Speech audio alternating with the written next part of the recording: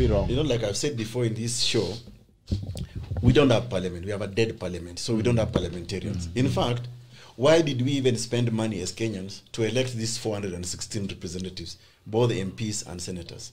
If today only 2 individuals actually control that parliament, Raila Odinga and Uhuru Kenyatta.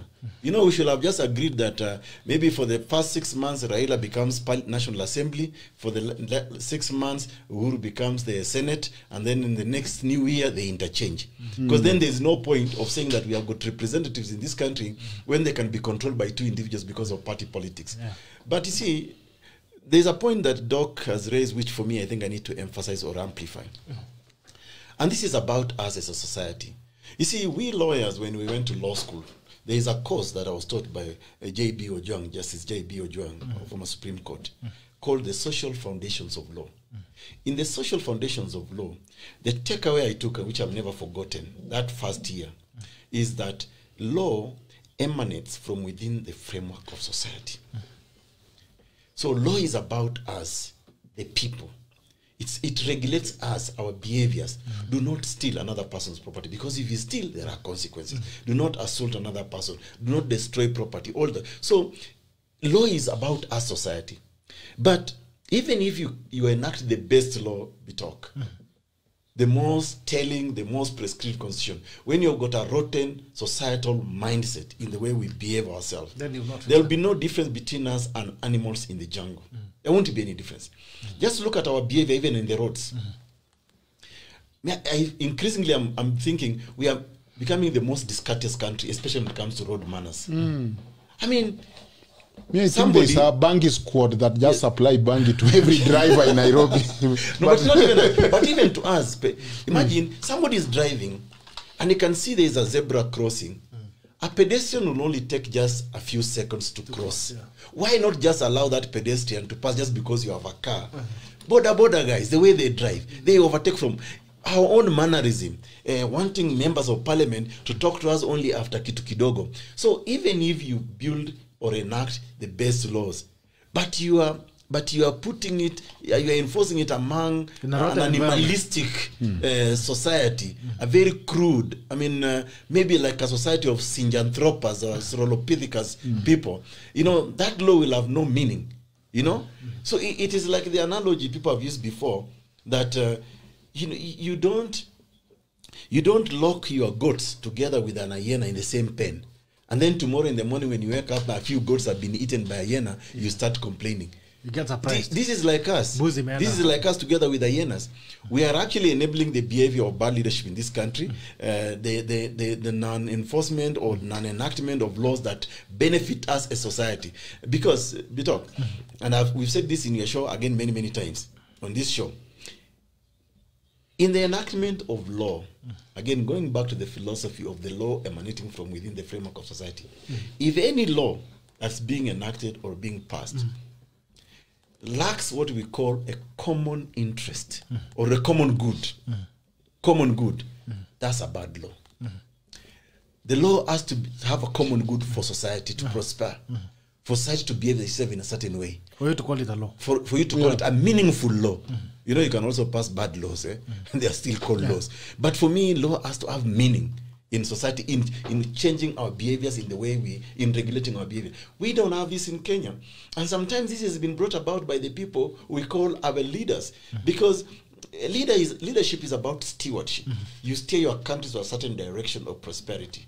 Now we don't see that even in the way we are making these laws. And that's why you can see BBI, even though it started from the lofty idea or seemingly looking good idea of uniting or building bridges, but eventually the real wolf in BBI has come out. We now can see how it has divided the country. We saw, for example, we witnessed the violence in Matungu, in the London ward, in Kabuchai. Look at that violence. By legislators, you know, by leaders, violating the rights of others, violating the constitution. Then they say they want to be of bridges on site. Okay? Yes, no sign of bridges. So the bridges are being broken every day. And like I said, in one of my Bridges are there, but there's no footpath to the bridge. We are seeing it, but we can't get to it. So, like I said, if you look at, for example, the way the laws and the constitution are being violated today, it's actually a rehearsal for 2022. Could get worse. If you can see this in just in a ward, in a constituency, by election, you can imagine a repeat of this in the 290 constituencies in Kenya. Sad. In the 47 counties of Kenya, because there will be contestation for those positions, in the 1450 wards in Kenya, and in one presidential election. So what we saw in this by-election is a rehearsal for violence. Wow. And it's being chaperoned by leaders. So the question then we must ask in the context of our discussion, where is the law? And who is there to respect the law? And if I go back to the point I started with earlier, if today ministers in the executive, in the government, can actually threaten judges and magistrates while they are releasing people on certain bond terms, it means they have no respect for the rule of law, because the rule of law says even a murderer today in Kenya deserves a bond. All you need to do is put certain terms and conditions of bail bond. Bail time, you know, so it is completely unfair to hear a cabinet minister like Matiang'i, who is actually supposed to be in charge of what? Internal security. Internal security. So, and remember, in the separation of powers doctrine, you have parliament as the legislators, the makers of the law. You have got the executive that is told by parliament, now that we have passed this law, we want you to enforce this law to the satisfaction of everybody. If there is conflict in the way that law is exercised, we go to the judiciary, which is the arbiter and interpreter. That's the separation of powers. But now when you have an executive threatening the judiciary, telling them, you know, you are releasing people in certain favor, we don't want it. They're actually interfering with the responsibilities of all these arms of government as defined in the constitution. Sasa hapo ndio hii serikali imetufikisha. Daktari, nyinyi mlikaranga hii kitu kabla sijatupa the same question to Ojwang. Daktari Ojwang, is that you drafted this constitution. There are two things you've mentioned, and clearly there are two things which are under threat.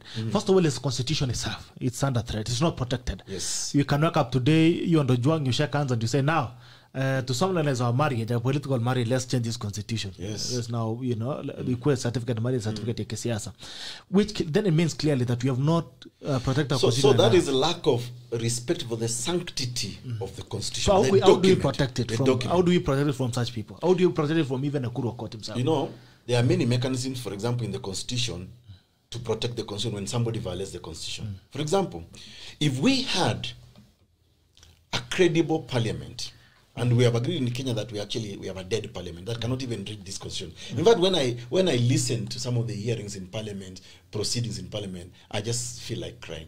Because it means the people who are calling themselves legislators have not even read the document, the highest law in the land. So, for example, where a president or someone like, say, you know, a minister has violated the constitution, to protect that document and to respect its sanctity, there are provisions on censure. You can bring a motion of censure to censure that particular official, be it the president, be it the member of parliament, be it the minister, be it anybody else. You know, we saw this in the context, for example, of America when they decided, and that's the second point, mechanism, impeachment. You know, impeachment. A president or whoever can be impeached when they violate the constitution. Those mechanisms are there in the constitution. I think under the presidency, to impeach the president must be Article 145, if I'm not wrong. That's another article you must read. But Article 37 also gives us the right to demonstration, to picket as the people. Because now we can say eventually, no, wait a minute. This document is about us. That power you're exercising is described in Article 1, that sovereign authority vests in the people. So we can actually go to the streets, peaceably though, no violence, peaceably, I think must be Article 37 of the Constitution, to demonstrate, to picket, and basically to call leadership to account. Kenyans have not done that. But what will they do? They will stroll to a Bbi rally where they are being fed lies. That, oh, you know, we'll do this and that for you. There is also Article 100 or 104, if I'm not wrong, the recall clause. Yeah? Now, where a leader, for example, say you're an MP or a senator, has actually failed in their responsibility, you can actually begin to collect signatures and recall that leader and fire them. So there are many mechanisms. But lastly, come an election, you can always fire a leader who has underperformed. Now, Kenyans complained immediately after 2 years of Jubilee administration. But in 2017, they had the chance to say, we don't like this administration. There were 8 presidential candidates, including yours truly here. Yeah? And, but they said, Bana EKURU, you know, you come from the Kenya of the North. Sasa kwanza nyinyi ni wangapi? You know, they never looked at, for example. So there are all those mechanisms we talk, you know. But so to protect really the sanctity of this constitution, you see, we have also been treated to a lot of dishonesty. Can you imagine when, for example, MPs are being sworn into office? What do they say? Now let's read this constitution again, because see mambo ya katiba. You know what they say? Actually, they borrow from the provisions of Article 3, which talks about defense of this constitution. Okay? And this actually, Article 3, directly answers your question, Bitok. Defense of this constitution. And this is what it says. Every person has an obligation to respect, uphold, and defend this constitution.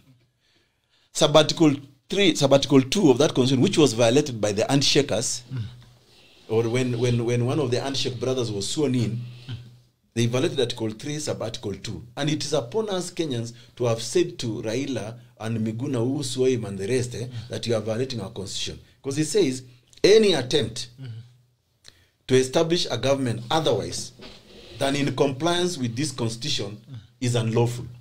So when you are being sworn in as a president, you know, you are attempting actually to establish a government. So you are violating. So a different government from what has been elected. Of course, yes. From what has been. So again, it is the people of Kenya. To your question directly, how do you respect this document? Yes. Your answer is there. Article 3, Sub-Article 1. But look, Kenyans are used to the circus. You actually love the circus. Yeah, we love that circus. And that's why I honestly believe that these political, I don't think they are geniuses, but they are good tricksters and, you know, very, very, very clever individuals. Because if I call them geniuses, you know, I'll be assuming that they are injecting certain level of intellectual acumen in the way which is not there. So they are tricksters. They know that this is how Ojwang wants to be treated. And it goes back to the analogy of Doc here, that, you know, willing slaves always wonder when the master treats them nicely. They almost want to go on a riot. What's wrong today? What's wrong today? Master, are we sick? So enslave us, yes. Exactly. So do something to enslave us. I told you about a book called The Pedagogy of the Oppressed by Paulo Freire. You know, Pedagogy of the Oppressed, there's I think a passage, if I recall very correctly, but I can paraphrase it, where the oppressed have actually arrested the oppressor, tied the oppressor down. But as they see the oppressor wriggling, maybe in pain, they are wondering in their mind, will he be able to pull a miracle and escape? So they're already entertaining fear even after overpowering. The Leviathan, yeah. So this is who we are. Paulo Freire spoke about the pedagogy of the oppressed. I think he had Kenya in mind. We are majority. We are the majority compared to these politicians who are actually misleading us. But somehow we are entertaining. Even if we overpower them, maybe they will do something miraculous, you know, to escape and then come back to own us. Julian said, "Ni kubaya, hata kukiwa kuzuri tunashindwa ni nini mbaya." So how do we protect institutions? We have now been talking about an upfront, and this is quite interesting because it's a very bold upfront on institutions that are otherwise supposed to be independent. So even as Dr. has taken us through the preservation of the constitution and some of quoted some parts, but I still feel that we've not really preserved the constitution, have protected the constitution enough. Maybe even I think the amendment that we should be talking about is ensuring that a constitution is almost timeless, like it's protected, so that tomorrow I don't come and change the constitution the way I want, because now Ojwang is my friend. When he becomes my enemy tomorrow, I come and change the constitution to accommodate the EKURU and all that. So now let's talk about institutions. How do you protect the institutions? Yeah, the limitation of even the power to change constitution is an issue of rule of law. That's why Parliament cannot change or make any law they want. Actually, I like what Dr. Aukot said. Parliament make law, but that is class 5, 6, GHC, history, Parliament, it's the people's law that Parliament make. And Parliament need to always remember that they make law, but that law come from the people. So the Constitution itself, Bitok, did fairly well to restrain itself from mischievous amendments. The Constitution itself, those Article 255, 256, 257. You know, if you look at the 2010, the independent Constitution, it was changed more than 30 times. To fix Odinga, to make 8 vice presidents, or leader of KANU, to say president is the one who call election date, to say if you have been charged by the executive, you lose your seat. It was all to deal with the dissent. This Constitution have added, for example, court as the protector of the Constitution. I've added that there must be referendum and the threshold for that referendum. I've added that to change it in Parliament, you need 2/3. And that is why I can tell you in the 2010 Constitution, there have been about 7 attempts and they have all flopped. You must go to the counties. And that is probably the task that the president knew, that I need the hand of my brother Raila for me to try change this Constitution. If it could have been changed, and if it was easy to be changed, I don't think President Uhuru will have gone for even a handshake. But because he knew how hard it is to change it, so that is one mechanism that the Constitution by itself have tried as much as possible to protect itself from officious intermeddlers by the process, including the court process, including the timeline and the restriction, including going to collect 1 million signatures. So that Constitution have done very well. But again, the issue, you know, as Aukot is saying, there is no slave without master, and there is no master without slave. Somebody have to be on one side or the other. However much we forget, there is no freedom without laws. Actually, law is not there to limit freedom. Law is there to expand freedom. Because you cannot enjoy your right and freedom if it is not regulated. So law is our friend. As Aukot is saying and questioning the power of the people to swear themselves in, I have different view, because this Constitution is not just this purpose. It is the spirit of the people.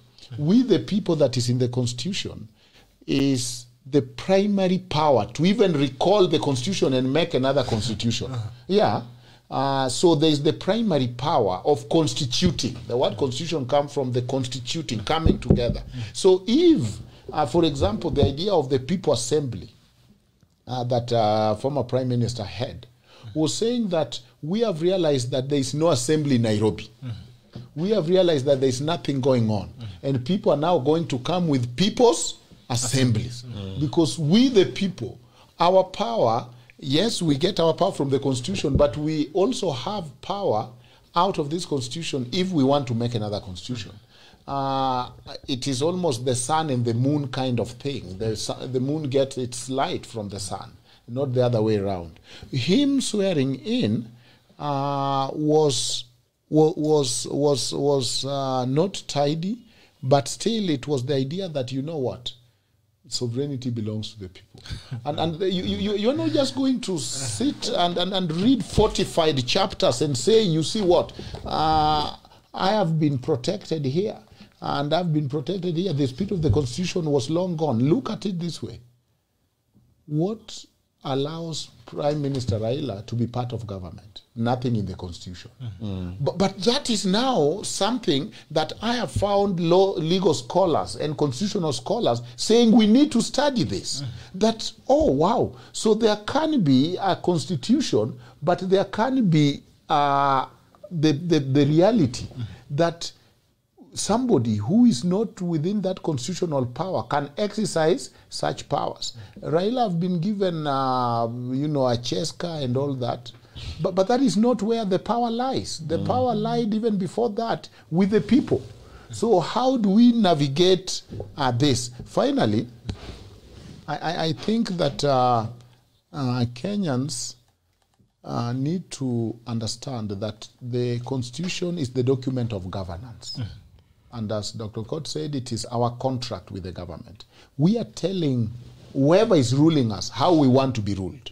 And if you can't rule us the way we want to be ruled, then you are no longer worthy of ruling us. That's why we go back for election. That is why people picket. That is why people swear themselves in. So there is governance. Constitution is a governance instrument. It restrains everybody, including the Article 10, which give the values that you should use as you govern us. Accountability. Are you accountable? Democratic. Rule of law. Those are the values. And people should be recalled, or people should be able to force to resign when they don't go according to those values that we put in the Constitution. Article 10, actually. Yes, in Article 10. But, you know, so that this thing where the problem I have with Wananchi, including myself, is to say, oh yeah, that's the Constitution, but this is Kenya. That statement is very powerful, because that statement is fait accompli. Yes, bwana, hii ni Kenya. Hii kitu imepita bwana. You know this is Kenya. This is gone. Yeah. Imagine they are saying that, Doc, and this is very sad. Again, we take this chance to remind Kenyans that the power of governance, even the authority itself, is actually yours. It's not for the few political class. You see, the way people have thrown their hands in the air just because county assemblies are passed is, first of all, they're forgetting one thing. The county assemblies were bribed. And let me take this chance actually to thank 3 county assemblies. Baringo County, Elgeyo Marakwet, and Nandi. Because they say despite that promise of being bribed of 2 million, they rejected BBI. But what saddens me is just because these other county assemblies have passed this document, I've already seen Kenyans admitting and accepting that is the norm. What Kenyans are forgetting is that when this thing is brought before them in a referendum, they have got the right to say yes or no. So why are you throwing away? You should be saying you're waiting to show you. Yeah. Why are you surrendering so soon? You're surrendering so soon by surrendering your country to a few individuals. And let me tell you, we talk, it is laughable. I know you've shared for me a screenshot of what has really made me mad. And I want to put it in the context of BBI. This is what CS Mutagwe Kagwe has said to Kenyans. We plan to vaccinate about 15 million countrywide, which is about 30% of our total population of 49 million by the end of June 2023 in 3 phases. Can you imagine that they plan? We've already made COVID a business for 3 years. Imagine 3 years. But let's come to BBI referendum. They told us that within a week they were able to collect 5 million signatures. This government, because it became a government project, they used the chiefs, they used everybody. Compare now BBI, contrast BBI and vaccination. Mutahi Kagwe is telling us, for us to save your lives, because this BBI doesn't kill anybody, by the way. In fact, if BBI doesn't pass today, or even if we shelve it today, who will die? Nobody. Yeah, it's not like our lives will change, will deteriorate. But if we are not handling COVID-19 with the urgency it deserves, then many of us are going to die. People are already dying. People are already being killed by this disease. But look here, you have a cabinet secretary, and probably by the time he spoke, before he spoke of this, the way he has spoken, I'm sure this must have been discussed at cabinet level. So your government is not taking your health seriously. He's saying, we'll take our sweet time, we'll take 3 years until 20... 30% only. So to cover 100? 15 million. But now let me compare, and that's why I'm saying, Wakenya, as King Kaka said, wajinga ni sisi. For 1 week, you purportedly gave this government of Jubilee 5 million signatures in 1 week. So if they were to vaccinate you even in 4 weeks, we'll have done how many? Do the maths. That's 20 million. That's 20 million. Do another one, another 4 weeks, which is 2 months. You will have That's done 40 million. Yeah, you will have done all in 2 months. In 2 months, yes. And you will have saved a wider population. But they are telling you your health is not a priority for us. What's a priority for us is this BBI. And that's why we came to you, Ajinga Nyinyi wa shenzi, mutupatie signatures just in 1 week 5 million, and you are there sitting there lining up and taking these signatures. But now you cannot be lined up in the same strength to take the vaccine to save your lives. Right. And finally, that is the thinking that that Africans are in the status of becoming human beings. Some of those comments we have been mad, we have disputed them, but the idea that we are in becoming, because you have seen how other countries treat their citizens. When one American dies, it's a big deal. It's a big deal. When it comes to us, because we are in evolution of becoming, 10, 50, whatever is not a big deal. The way we value our people, life. If you go to my remotest village in Kenya, you'll find Coca-Cola. How it gets there, whether there is road, whether there is no road, you will get there in the morning and you'll find somebody saying, Mwalimu, buy for me soda. There is no clean drinking water, but there is Coca-Cola bottled and a straw and a fridge that don't even require electricity. This is a private company. It has supplied Coca-Cola to the remotest part of our village. And it doesn't have all the kind of governance structures such government has. Mijikumi and all that. Now envision a government and what a good government can do. If Coca-Cola can make sure that if you go to any part of Kenya, you find Dasani, even the remotest part. And I even saw how they monitor their fridge to make sure that those shopkeepers only put their product in there. It's a private company. Exactly. And then you have a government. And it doesn't control the trillions of money that the government controls. Right. But it's not able to vaccinate in time, to get the donation that it has been given in time, to get the help where it needs to go. And that, to me, is the disaster we have. That now, tell me, do we need a government? Or do we quit the state? If we are living worse, in my village, if there is a crisis and somebody screams, people will respond faster than the police, as we know it. So half of our life, or actually 80% of our life, are informal. Very little contact with the government, except when they bring their document like BBI. And after, by the way, how many Kenyans have even a signature? I was shocked when I go to my local country and I asked one of the ladies who had signed, do you have a signature? She doesn't have a signature. But somehow she found a way to come with a signature for the BBI. There's something that happened. So I think what is important, we talk here, imagine like Doc has said, if just a private company can actually ensure their product reaches every part of this country, and yet the Kenyan government, in all its organizational structure, has got administrators. Now they even have the village administrator. They are called what in these wards with this new constitution. They have got new administrators. So surely why not even apportion a certain amount of vaccines to the chiefs alone? Because then you are able to reach as many villages as possible and actually save lives. So when you have a joker like Mutai Kagwe here telling us to wait for 3 years to be vaccinated, 30%. Only 30% of us by 2023. You see, it's another campaign strategy. They are trying to tell Kenyans, by the way, put us on hold for the next 3 years. Prepare. This is an election pledge.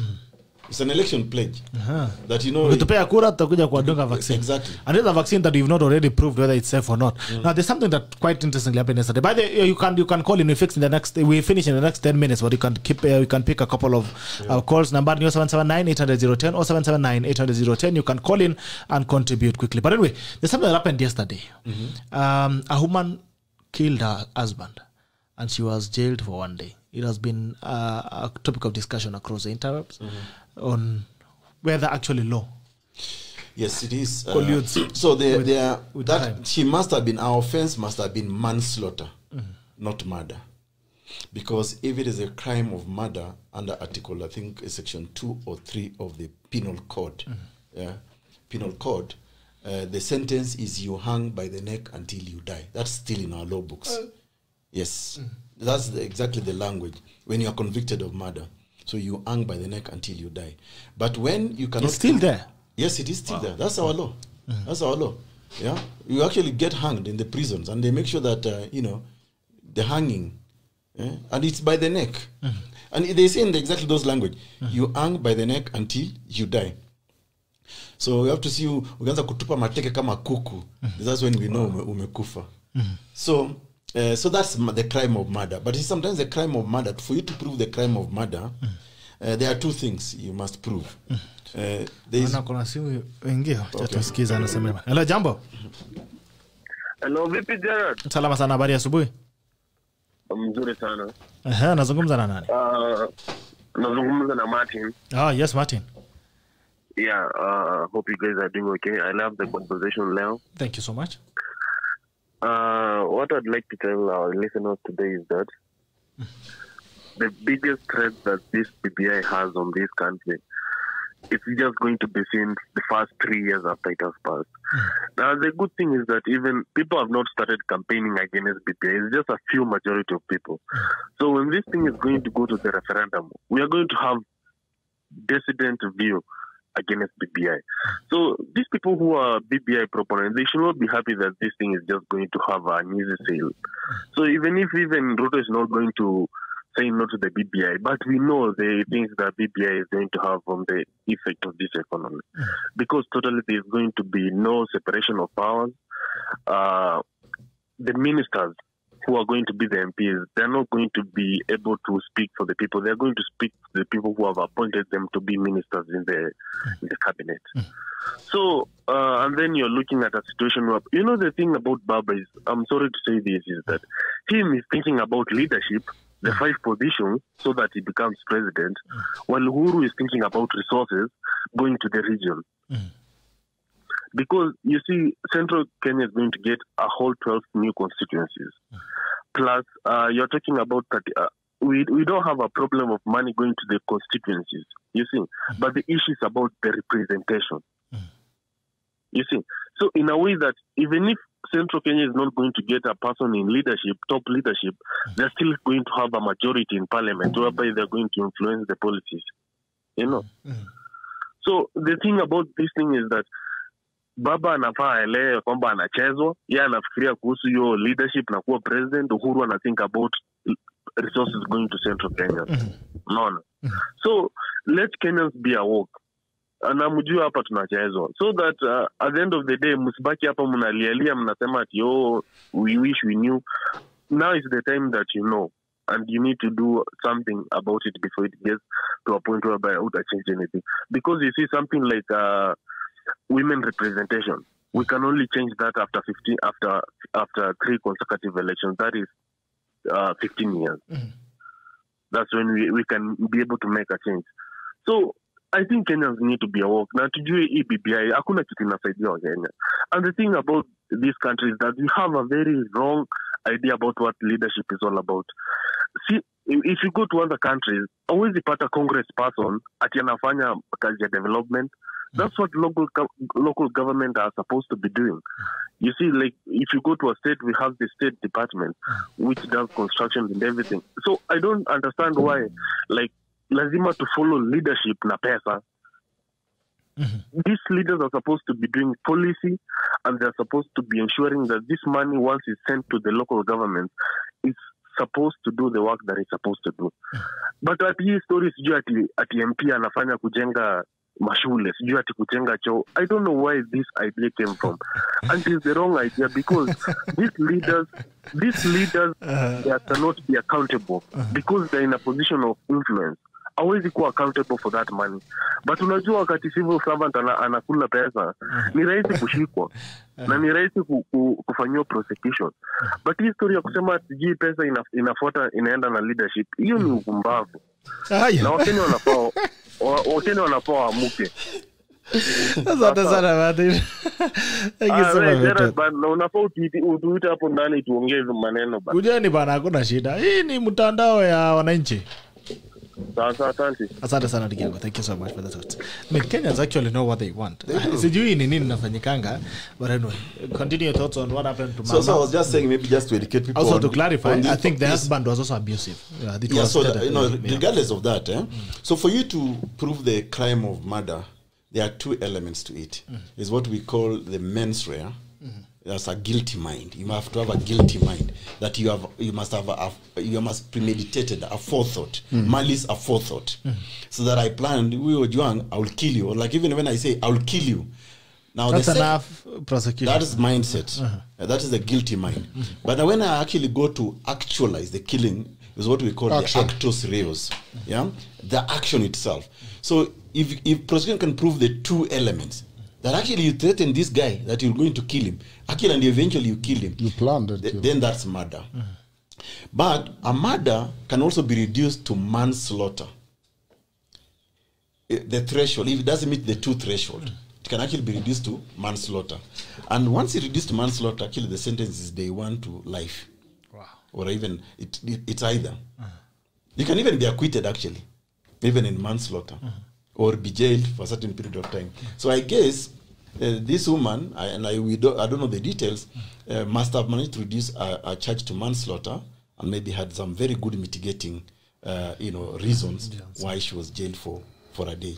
And there's a possibility that maybe even the reason she may have been jailed for a day, she may have served maybe a longer term in detention. And sometimes already. So sometimes judges might take that into account, that there's already a certain level of punishment she has actually experienced. Could be months, could be years in detention. And if you put that together in the context of manslaughter, even a day or even a few hours, she could have been jailed a few hours before. Actually, the sentence was when a hearing was running. Right, by then they were done. She was already free. She has finished her term. So they must have, we don't know the but there must have been maybe Doc can. Yeah, no, I don't know more than what any other information, but it looks like there's the battered woman syndrome defense, that if you have been pricking me with a needle for 30 years, one day I'll snap. The needle prick theory. And then you say, this is not the same. I've just been pricking you with a needle. Now you have cut my neck. Right, no, but you have been pricking me for how long? And every day I tell you, stop pricking me. Stop pricking me, and you continue pricking me. But then you look at it, criminal law is not for revenge. Yes, one of the goals is deterrence, but the other goal is also rehabilitation and looking at all the circumstances. So there is more, but I'm one of the people who don't believe that justice is only served when somebody is jailed and rot in jail. Because we still served justice even in Africa when we had no jails and prisons very well, whether it's by disbandment. People still killing themselves. But less. There were less murder then, and there's more murder with all the jails and prisons and whatever. So there is mitigating circumstances which are possible. But as we talk... Bitoka can even push you now because of having an altercation. Maybe you had some pre-existing condition and you collapse and die. It doesn't meet the offense of murder. My action may have contributed to your death, but I didn't know, and I could actually mitigate. What we call, acting on the spur of the moment. Well, you must have been a criminal lawyer in another life. Okay. Yeah, but... when you look at Kenya, what we have as a mental thought is not what we have as a culture. Mentally, we know the right thing to do. We know what a good leader will look like. We know who is bad. But that is mental. And mental is not as important as the heart and the emotion. That's why Mandela said, when he speaks his language, he speaks from the heart. When he speaks English, he speaks from the head. You'll rather speak to somebody's heart. And then most young people here, and even older people, went to school and did a book called Shamba la Wanyama, The Animal Farm. And the Animal Farm describes it all, just like Dr. Aukot was describing to us. The animals decided to get rid of the human beings who are overusing them, enslaving them, and exploiting them. Soon the pigs took charge, and the pigs, you know, came with miguu miwili mizuri, miguu minne mizuri, miguu miwili mizuri zaidi. And, you know, I like 2 chapters there where a cow is drinking water and is telling other cows, fellow cows, this water is very cold today because of the leadership of Comrade Napoleon. And, you know, it was time of foolishness and time of being smart at the same time. It's like the tale of 2 cities. It was days of darkness and days of light. The chicken will collect other chicken and say, chicken. I don't know how, if I've told you this. I was able to manage to give, to lay 5 eggs in a week because of the great leadership of our brother Napoleon. You know, when you hear Kenyans, we know the right thing, but whether we want to do the right thing is a different choice. So if you look at that animal farm, throughout there is a lot of silliness and foolishness, and everybody knows they are faking it until they arrive, and everybody is pretending. When the animals decide to sleep in the bed as they're told not to because we are animals, when they decided to sleep with blanket, the mtiki or the squirrel will come and say, brothers, leadership is not an easy thing. If the pigs got tired and decided to sleep on the human bed, will you blame them? Do you want human beings back? Or which one would you rather have? You rather have pigs sleeping on human beds. Yeah. Then you will come the next day and say, I've heard some rumors that they are taking wine just like human beings, and that secretly they are training to walk on 2 legs just like a real master. That might be neither here or there. But the thing is, do we want human beings to come back? If the pig have simply asked to take a few glass to help him relax after the difficulty of leadership, I'm leading you. Why are you even complaining? Pray for these leaders. Pray for our leaders. It's not easy. It's a big sacrifice. So the idea of servant leadership is gone. The idea that the law is the master. And that is what rule of law is. Yes. That we are not, it's not a country of people. It is not a country of human, but a country of law. That is gone. Because when you hear of late, even people, revolutionists, and I call him revolutionalists like Orengo, because I know what he has done for this country.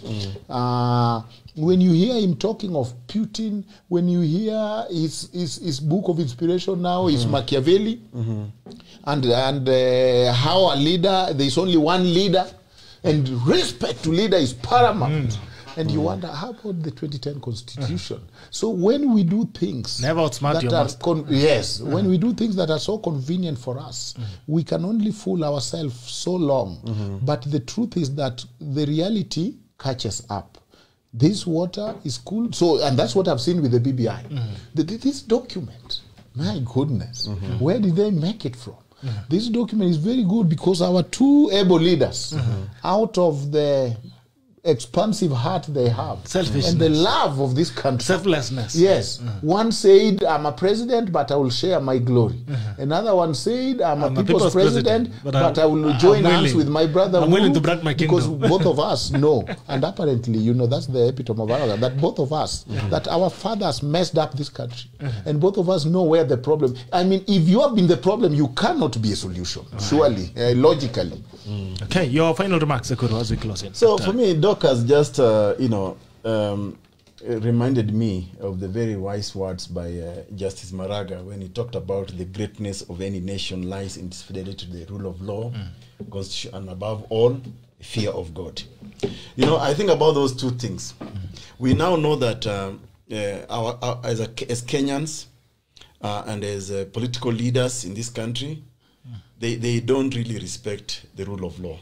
And therefore, by and large, you can say that our fidelity to the rule of law in this country and to the constitution is very, very shaky, and is on very shaky grounds, even as we go forward. But the other element of Justice Maraga, Chief Justice Emeritus, was that the fear of God. You know, we are a country of pretenders. Look at our mannerisms. Going back to what Doc alluded to earlier, that even if you don't pass the law, but our behaviors don't change. Look at our mannerisms. Bitok, we start even in this show, every time before we start this show, we pray to God. Before we eat, we pray to God. Before we go to bed, we pray to God. In political rallies, just before we start abusing each other, we pray. In churches, we pray. In funerals, we pray. Then you tell God, wachana sisi sasa tufanye mambo yetu. So we pray to God to allow us to abuse others in funerals, in political rallies, whatever. So there is something fundamental wrong about our society. See somebody cheating the exam with a mask. Look at all those. Yes, look. This is very interesting. Rule of law. Showing me. That's the rule culture. of law. This is a mask. Somebody's wearing a mask but has written answers. So For our the society, exam. for the exams.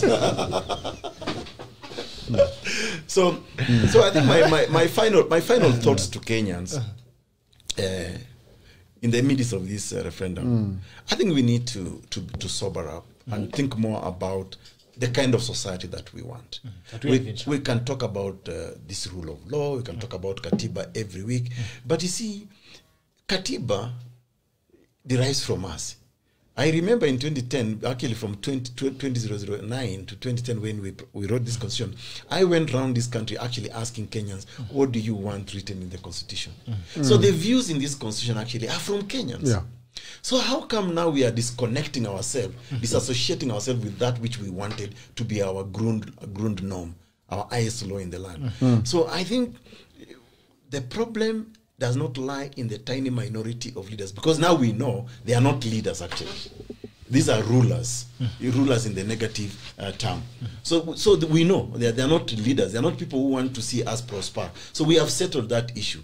But what about us now who actually said this is the kind of law that we want? Include leadership and integrity in Chapter 6, Bill of Rights. Put this. How you amend our constitution is through ABCD. But now you are being treated to other theatrics by the same people who are misleading and lying to you every election after election, and is still accepted. So I will shine the spotlight now on the people of Kenya.